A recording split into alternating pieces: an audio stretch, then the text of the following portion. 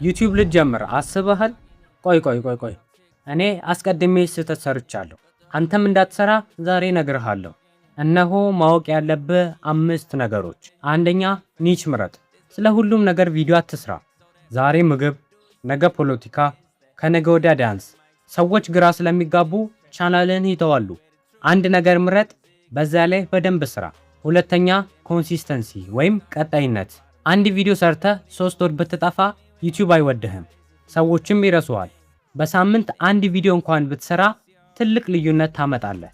ሶስተኛ፣ ኳሊቲ ቨርሰስ ኳንቲቲ። ካሜራ የለኝም ብለህ አትቅረብ፣ ስልክ በቂ ነው። መጀመሪያ ላይ ማንም ፐርፌክት አልነበረም፣ ግን ድምፁ ጥሩ ይሁን። ሰዎች ደካማ ቪዲዮ ይታገሳሉ፣ ደካማ ድምፅ ግን።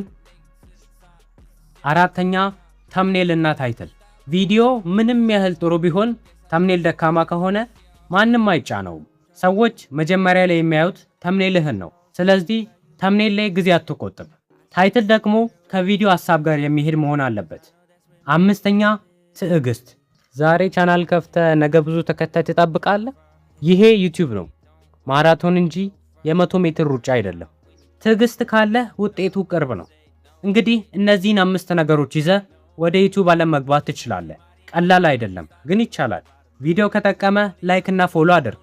ይጠቅመዋል ላልከው ጓደኛም ላክለት።